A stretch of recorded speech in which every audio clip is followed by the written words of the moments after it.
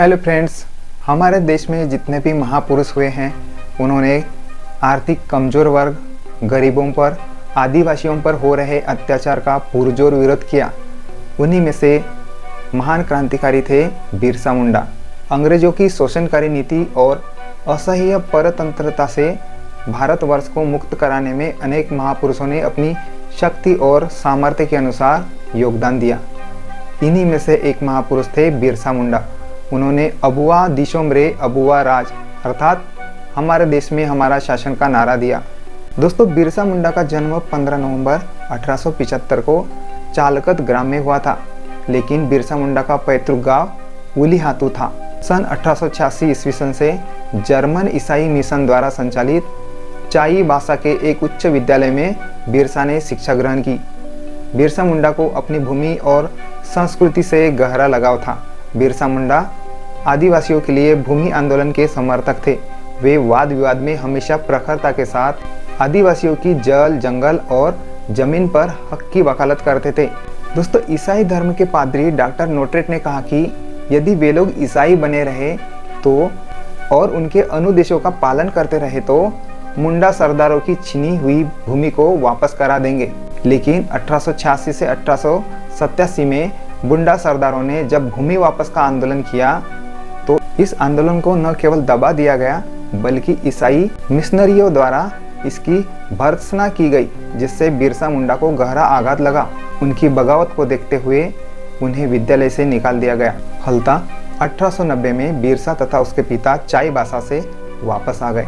बिरसा मुंडा का संथाल विद्रोह, चुआर आंदोलन, कोल विद्रोह का भी व्यापक प्रभाव पड़ा। अपनी जाति की दुर्दशा, सामाजिक, सांस्कृतिक एवं धार्मिक अस्मिता को खतरे में देख उनके मन में क्रांति की भावना जाग उठी। उन्होंने मन ही मन यह संकल्प किया कि वे मुंडाओं का शासन लाएंगे तथा अपने लोगों में जागृति पैदा करेंगे। बिरसा मुंडा ने न केवल राजनीतिक जागृति के बारे में संकल्प लिया बल्कि अपने लोगों में सामाजिक, सांस्कृतिक एवं धार्मिक जागृति पैदा करने का भी संकल्प लिया। बिरसा ने गांव-गांव घूमकर लोगों को अपना संकल्प बताया। उन्होंने अबुआ दिसोमरे अबुआ राज हमारे देश में हमारा शासन का बिगुल फूंका। बिरसा मुंडा ने अंग्रेजी शासन के खिलाफ क्रांति का आह्वान किया। वे उग्र हो गए। शोषकोट, ठेकेदारों और अंग्रेजी चाटुकारों को मार भगाने का आह्वान किया। पुलिस को भगाने की इस घटना से आदिवासियों का विश्वास बिरसा मुंडा पर होने लगा। बिरसा मुंडा की बढ़ती लोकप्रियता और सक्रियता देखकर 22 अगस्त 1895 अंग्रेजी हुकूमत ने बिरसा मुंडा को किसी भी तरह गिरफ्तार करने का निर्णय लिया।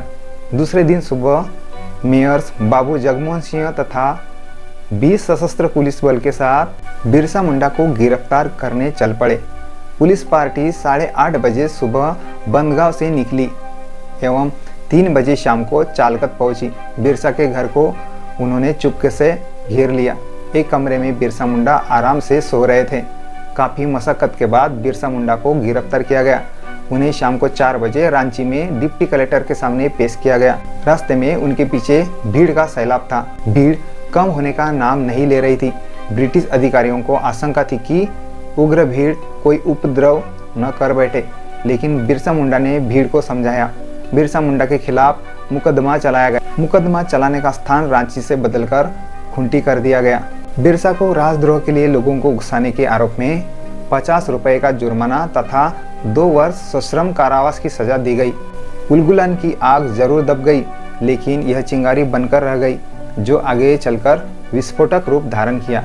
30 नवंबर 1897 के दिन बिरसा को रांची जिले से छोड़ दिया गया।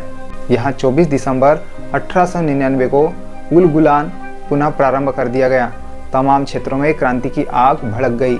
बिरसा मुंडा इसको नेतृत्व कर रहे थे। अंग्रेजों और बिरसा मुंडा के समर्थकों के बीच लगातार युद्ध होने लगे। 9 जनवरी 1900 को डोम्बारी से कुछ दूर सैकड़ों से करीब 3 मील उत्तर में सहील रखे पहाड़ी पर विद्रोह की सभा हो रही थी। सभा में तीर, धनुष, भाला, टांगी, गुलेलो से लैब बिरसा के अनुयायियों एवं विद्रोहियों के अंदर अंग्रेजों एवं शोषकों के खिलाफ लड़ाई लड़ने का जज्बा अंतिम चरण में था।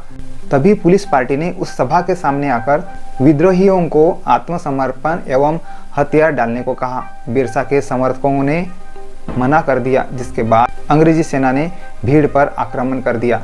दोस्तों, सहील रकब पहाड़ी पर इस आक्रमण में 40 से लेकर 400 की संख्या में मुंडा लोग लड़ाई में मारे गए। 3 फरवरी 1900 को 500 रुपए के सरकारी इनाम के लालच में जीराकेल गांव के 7 व्यक्तियों ने बिरसा मुंडा के गुप्त स्थान के बारे में अंग्रेजों को बताकर धोखे से पकड़ लिया गया। बिरसा को पैदल ही खुंटी के रास्ते रांची पहुंचा दिया गया। हजारों की भीड़ ने तथा बिरसा के अनुयायियों ने बिरसा जिस रास्ते से ले जाया गया उनका अभिवादन किया। 1 जून 1900 को डिप्टी कमिश्नर ने ऐलान किया कि बिरसा मुंडा को हैजा हो गया था तथा उनके जीवित रहने की कोई संभावना नहीं है। अंततः 9 जून 1900 को बिरसा ने जेल में अंतिम सांस ली। दोस्तों, बिरसा मुंडा के बारे में प्रमुख तथ्य इस प्रकार है। श्री बिरसा मुंडा का जन्म 15 नवंबर 1875 को हुआ था। बिरसा मुंडा ने ब्रिटिश औपनिवेशिक व्यवस्था की शोषणकारी व्यवस्था के विरुद्ध देश के लिए वीरता से लड़ाई लड़ी एवं उलगुलान क्रांति का आह्वान करते हुए ब्रिटिश दमन के विरुद्ध आंदोलन का नेतृत्व किया।